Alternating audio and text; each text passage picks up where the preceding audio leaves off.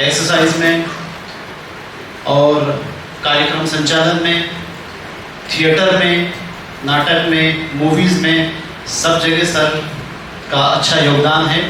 हमारा ये सौभाग्य है कि सर आज उज्जैन इंजीनियरिंग कॉलेज में आए और उन्होंने अल्प समय में इस निमंत्रण को स्वीकार भी किया और हमें हमारा सबका ज्ञानवर्धन किया।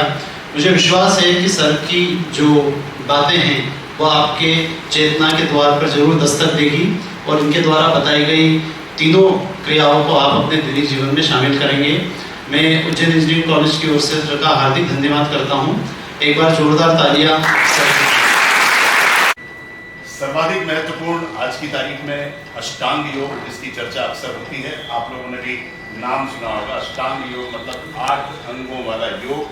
और इनको लिखा था, कोई बता सकता है किसने अष्टांग योग के सिद्धांतों का प्रतिपादन किया? महर्षि पतंजलि।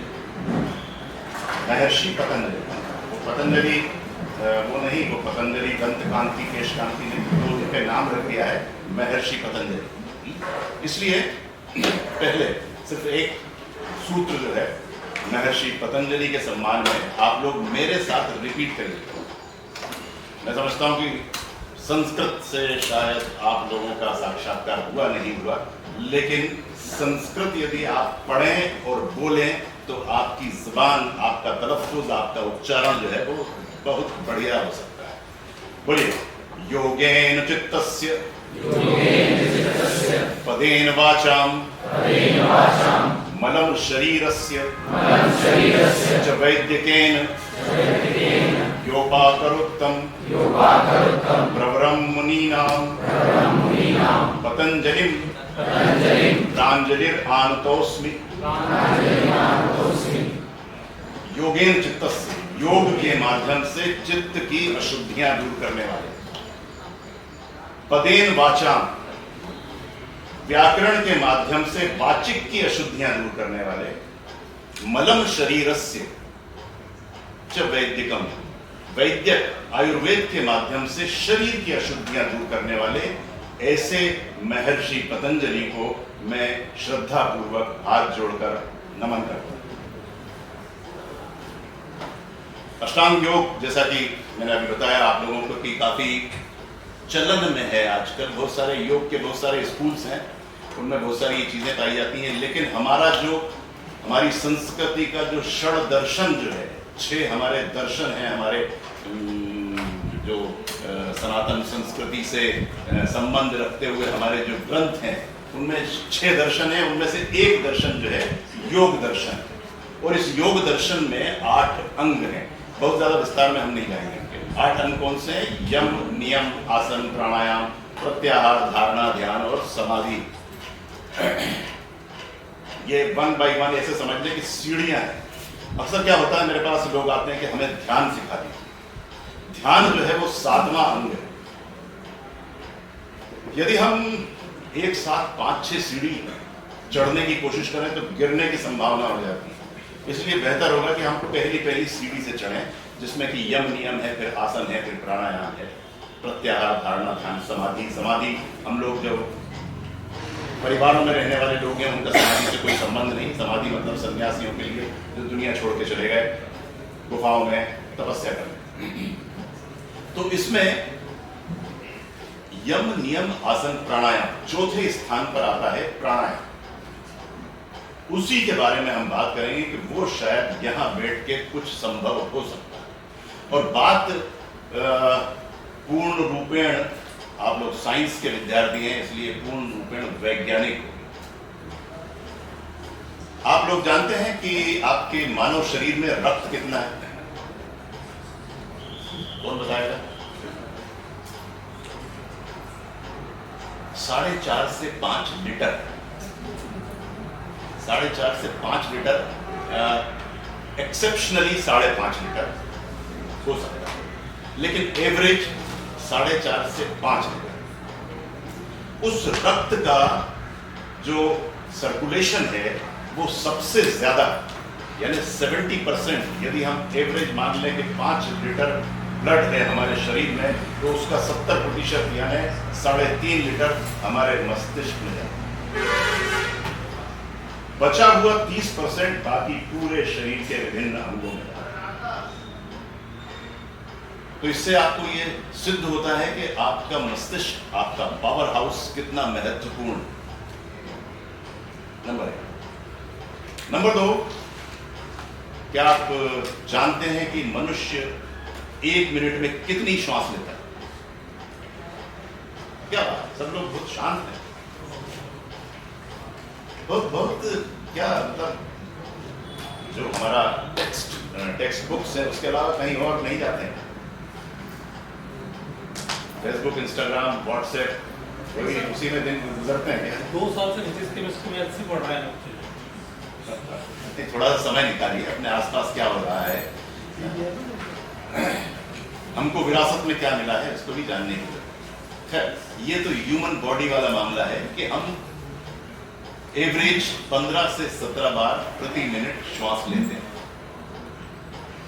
हम 15 से 17 बार श्वास लेते हैं तो हमारी एवरेज एज करीबन 75 से 80 साल है।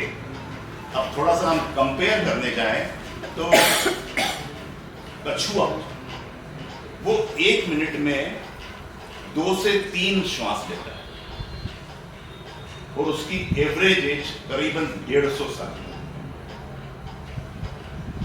हमारे यहाँ पेट डॉग्स होते हैं, आप लोग उनको देखते होंगे, वो उनकी श्वास की गति बहुत तीव्र होती है, बहुत तेज तेज श्वास लेते हैं। वो करीबन 35-40 से लेकर 70 श्वास प्रति मिनट तक चलाते हैं। सर, एक गिलास पानी रखते हैं। तो उनकी उम्र क्या होती है? 12 से 14 वर्ष। तो एक बात तो यहां सिद्ध हुई कि आपकी श्वासों की संख्या से आपकी आयु का गहरा संबंध है।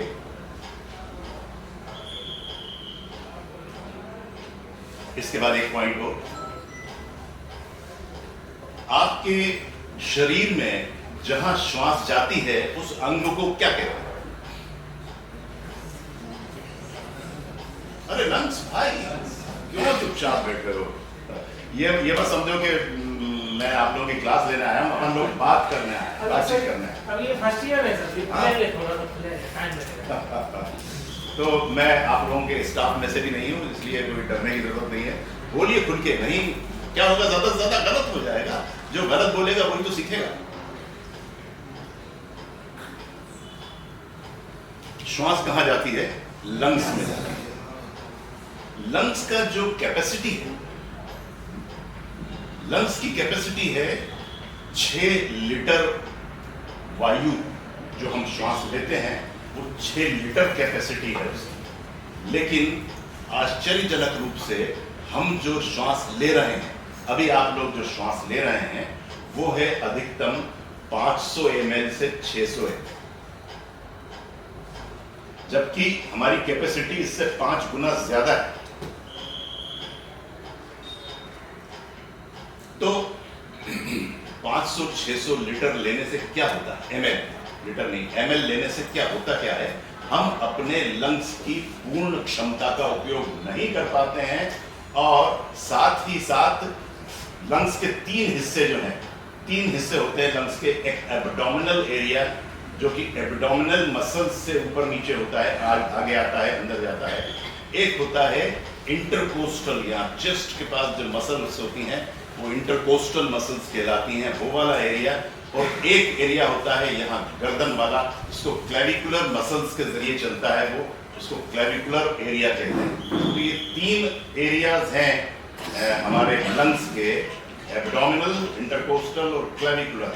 तो हम जो सामान्य रूप से श्वास लेते हैं वो हम एब्डोमिनल मसल्स के जरिए लेते हैं।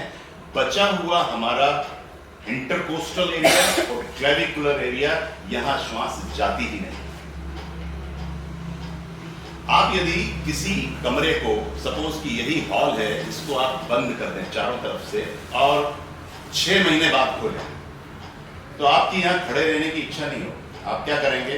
जैसे तैसे नाक बंद करके सारी खिड़की खोलेंगे, दरवाजे खोलेंगे, पंखे चला देंगे, थोड़ी देर के लिए बाहर हो जाएंगे। तो वही स्थिति हमारे लंग्स के उन एरियाज की होती है जहां वायु नहीं जाती।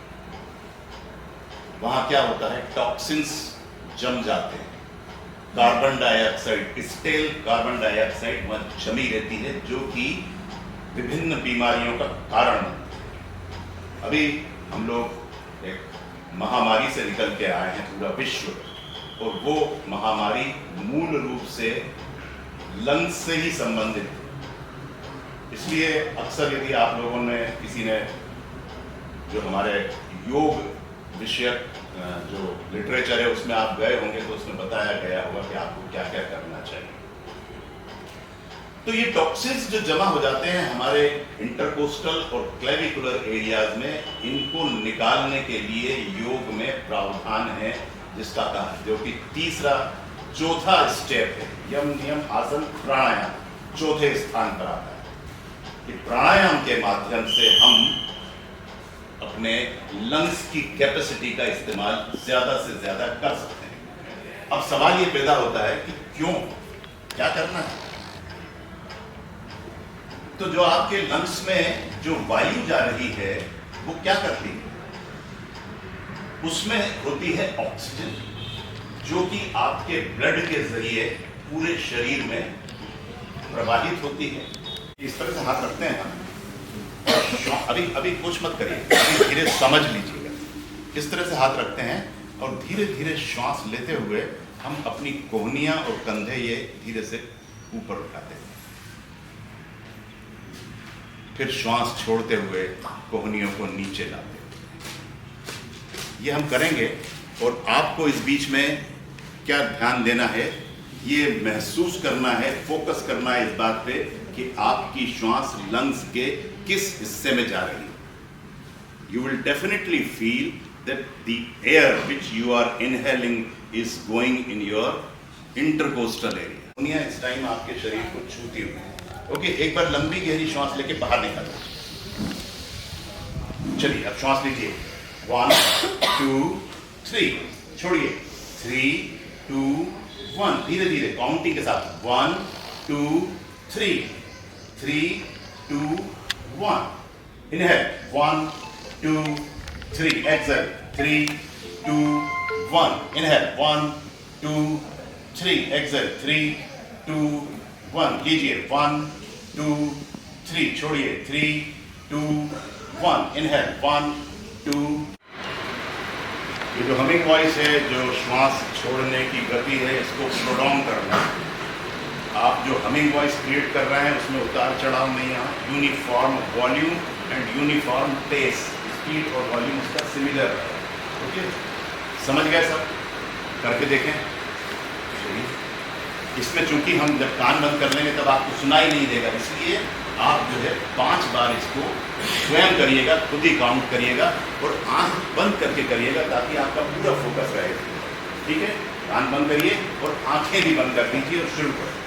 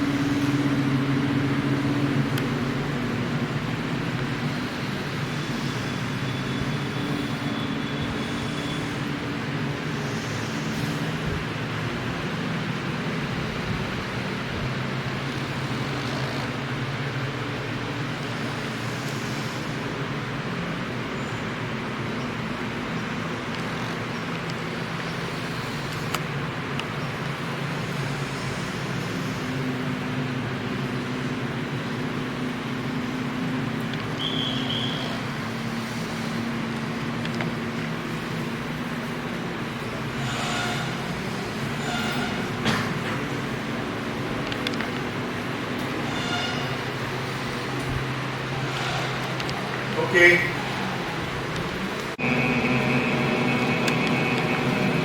ओके, 3 बार। चलिए सीधे हो जाइए, कमर सीधी कर लीजिए अपनी, हाथों को जोड़ लीजिए और पूरे प्रसन्न मन से ईश्वर को धन्यवाद देते हुए लीजिए लंबी गहरी श्वास, आंखें बंद कर लीजिए। करिए सर।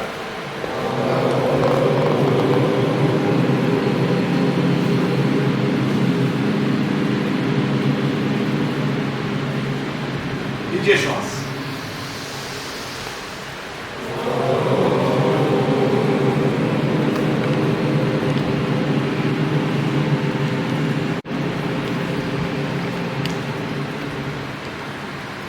ओके, धीरे धीरे आंखें खोल लीजिए। धन्यवाद। प्राणायाम। तो इतने संदर्भ और इतनी व्याख्याओं के बाद मैं आया हूं कि प्राणायाम क्यों आवश्यक है, क्यों प्राणायाम से चमत्कार हो जाते हैं। इसीलिए हो जाते हैं क्योंकि हम नंबर ऑफ ब्रेथ कम करते हैं, हमारी आयु बढ़ती है। नंबर 2, ज्यादा इंटेक होता है तो हमारे लंग्स साफ होते हैं। लंग्स साफ होते हैं तो प्यूरिफाइड ब्लड पूरे शरीर में प्रवाहित होता है, एक एक सेल को एनर्जी मिलती है। अब शॉर्ट में चलें तो बहुत सारी प्राणायाम की विधियां हैं, लेकिन उन पे बहुत ज़्यादा जोर नहीं रहेगा मेरा, क्योंकि जो स्थापित प्राणायाम है वो अभी आप लोग उसके लिए तैयार नहीं है। लेकिन एक चीज़ होती है, उसको हम कहते हैं योगिक श्वसन, योगिक ब्रीदिंग। योगिक ब्रीदिंग जो है वो हमको इस तरह से फायदा पहुंचाती है कि वॉल्यूम ज्यादा आता है और लंग्स की कैपेसिटी बढ़ती है।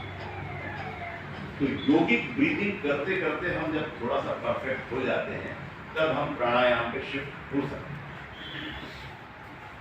योगिक ब्रीदिंग में सबसे पहली चीज होती है जो कि हम अभ्यास करते हैं, एब्डोमिनल ब्रीदिंग।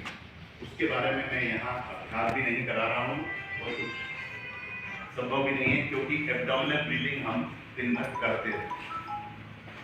दूसरा आता है, जो दूसरा हिस्सा मैंने लंग्स का बताया, इंटरकोस्टल, उसको बोलते हैं वक्षीय श्वसन। इंटरकोस्टल मसल्स के माध्यम से लंग्स के ये वाले हिस्से में श्वास को, वायु को ले जाना जो है वो हम सीखते हैं। इसके लिए मैं चाहूंगा कि आप यदि जहां जहां संभव है